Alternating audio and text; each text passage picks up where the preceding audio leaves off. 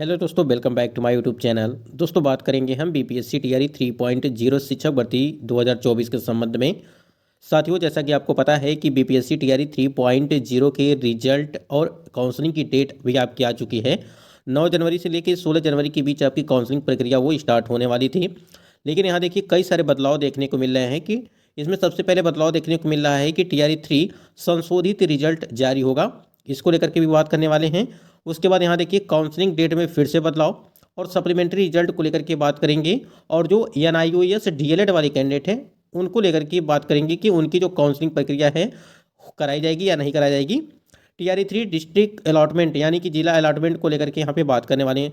कई सारे महत्वपूर्ण अपडेट आपको इस वीडियो के माध्यम से मिलने वाली है और जो भी आपको जानकारी दी जाएगी वो ऑथेंटिक दी जाएगी। वीडियो को भी लाइक शेयर करिएगा। चैनल पर पहली बार विजिट किए तो चैनल को भी सब्सक्राइब करके बेल आइकन को प्रेस कर लीजिएगा, जिससे हर लेटेस्ट अपडेट आपको समय से मिलती रहेगी। चलिए सबसे पहले देखेंगे कि टीआरई 3.0 की जो संशोधित रिजल्ट है इसको लेकर के क्या कुछ अपडेट आपकी दी गई।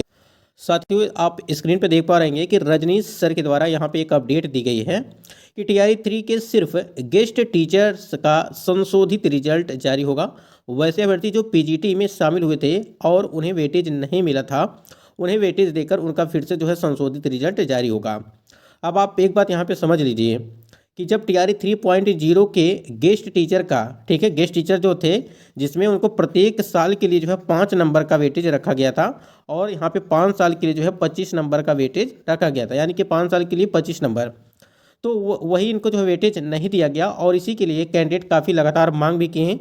जब रिजल्ट जारी किया गया था कि वेटेज नहीं मिला और कई जगहों पे देखने को मिला कि वेटेज कई सब्जेक्ट में दिया गया, लेकिन बहुत सारे कैंडिडेट का कहना ये था कि वेटेज नहीं दिया गया। इसी के संबंध में यहाँ पे आज एक अपडेट देखने को मिली जो बताया जा रहा है कि टीआरई 3 के सिर्फ गेस्ट टीचर्स का, यानी कि जो यहाँ पे गेस्ट टीचर थे उनका ही संशोधित रिजल्ट जारी होगा। और वैसे अभ्यर्थी जो पीजीटी में शामिल हुए थे और उन्हें वेटेज नहीं मिला था, उन्हें वेटेज दे करके उनका फिर से संशोधित रिजल्ट जारी होगा। ये तो हो गया गेस्ट टीचर को लेकर के, क्योंकि लगातार ये मांग की गई है। देखिए इससे क्या होगा, ये जब आपका टीआरई 3.0 के गेस्ट टीचर के संबंध में यहाँ पे अपडेट आई हुई है, इसकी वजह से जो आपकी 9 से लगा करके 16 तारीख तक जो काउंसलिंग की डेट रखी गई है ये भी प्रभावित आपका होगा, ठीक है। और जो आपकी यहाँ पे अगर बात करें, देखिए आप सभी के कमेंट्स भी हैं कि सर टीआरई 3 में जिला अलॉटमेंट में देरी क्यों सर, साथ ही क्या काउंसलिंग में और भी समय लगेगा, क्योंकि हम सभी के मन में घबराहट सा है। देखिए जो 9 से लगा करके 16 तारीख तक है, इसमें लगभग 1 से 2 दिन का फिर से जो है यहाँ पे समय लगने वाला है, यानी कि इसमें थोड़ा सा और विलंब देखने को मिलेगा। क्योंकि अभी देखिए गेस्ट टीचर का यहाँ पे फिर से जो है संशोधित रिजल्ट जारी किया जाएगा। और देखिए अगर यहाँ पे संशोधित रिजल्ट जारी किया जा रहा है तो संशोधित रिजल्ट जारी होने के बाद ही आपकी काउंसलिंग की प्रक्रिया है वो स्टार्ट कराई जाए। उसके बाद यहाँ पे देखिए ये तो आपका गेस्ट टीचर को लेकर के हो गया। उसके बाद जो एनआईओएस डीएलएड वाले कैंडिडेट उनका भी देखिए यहाँ पे कि एनआईओएस डीएलएड वालों का भी मसला है सर। उच्चतम न्यायालय ने उन्हें 1 से 8 में काउंसलिंग कराने को कहा है। समस्या ये है कि इनसे आवेदन भी नहीं लिया गया और सरकार अगर नहीं लेती है, ठीक है, तो अवमानना भी यहाँ पे मामला बनता है। मतलब ये है, यहाँ पे चीज़ें समझिएगा कि जो एनआईओएस डीएलएड वाले कैंडिडेट हैं, आपको पता है कि लगभग कैंडिडेट थे 215 कैंडिडेट यहाँ पे मांग किए थे, जो कि 215 कैंडिडेट का यहाँ पे रिजल्ट जारी किया गया है 1 to 8 में, ठीक है। और सबका यहाँ पे सिलेक्शन हुआ है। अब वो काउंसलिंग के लिए मांग कर रहे थे सुप्रीम कोर्ट से, ठीक है। रिजल्ट जारी हुआ, उसके बाद सुप्रीम कोर्ट से ये काउंसलिंग की मांग कर रहे हैं कि डॉक्यूमेंट वेरिफिकेशन इनकी कराई जाए और सुप्रीम कोर्ट के द्वारा ये ऑर्डर भी दे दिया गया है कि आप काउंसलिंग करा सकते हैं। जबकि आपके नोटिफिकेशन में साफ साफ चीज़ें लिखी गई हैं कि यहाँ पे एनआईओएस डीएलएड जो 18 महीने का कोर्स किए हैं उनको जो है इस भर्ती में सम्मिलित नहीं किया जाएगा, यानी कि वो फॉर्म अप्लाई नहीं कर पाएंगे। फिर भी कैंडिडेट ने फॉर्म अप्लाई किया, परीक्षा भी दिए और उनका रिजल्ट भी जारी किया गया। अब यहाँ पे लास्ट चांस में उनकी जो है काउंसलिंग को लेकर के भी यहाँ पे सुप्रीम कोर्ट के द्वारा ऑर्डर दे दिया गया। तो आप समझिए कि एक तरह से आपने देखा कि गेस्ट टीचर को भी यहाँ पे संशोधित रिजल्ट जारी किया जा रहा है। क्योंकि देखिए गेस्ट टीचर की अगर बात करें तो सुप्रीम कोर्ट से ही यहाँ पे सारी चीज़ें वहाँ पर भी क्लियर हुई थी। उनका तो फॉर्म अप्लाई किया गया था, यानी कि पोर्टल खोल करके दोबारा फॉर्म अप्लाई किया गया था उनके लिए। तो ये तो सही है कि पोर्टल खोल करके दोबारा फॉर्म अप्लाई किया गया था, लेकिन ये नोटिफिकेशन में साफ साफ चीज़ें लिखी गई थी कि एनआईओएस 18 महीने के वाले डिलेट के कैंडिडेट को जो है इसमें जो है फॉर्म अप्लाई मौका नहीं दिया जाएगा। फिर भी उन्होंने फॉर्म अप्लाई किया, रिजल्ट आया, उसके बाद काउंसलिंग के लिए यहाँ पे गुहार लगाई गई लगभग 215 कैंडिडेट के द्वारा और यहाँ पे जो परमिशन भी दे दिया गया सुप्रीम कोर्ट के द्वारा। उसी को देखिए कहीं ना कहीं ये भी मामला यहाँ पे चल रहा है एनआईओएस डीएलएड वाला। आपने देखा एक गेस्ट टीचर, एक एनआईओएस डीलेट वाले कैंडिडेट हो गए। वही चीज़ें कैंडिडेट के द्वारा कहा जा रहा है कि तो अभी टीआरई 3 कुछ और समय ले सकती है। बिल्कुल यहाँ से जैसे आपने देखा कि 1 से 2 दिन का समय यहाँ पे और भी आगे बढ़ सकती है। जैसे 9 से लगा करके 16 तक था, अब इसमें आपकी तिथियाँ जो है परिवर्तन की जाएंगी क्योंकि अपडेट भी आपकी आई हुई है।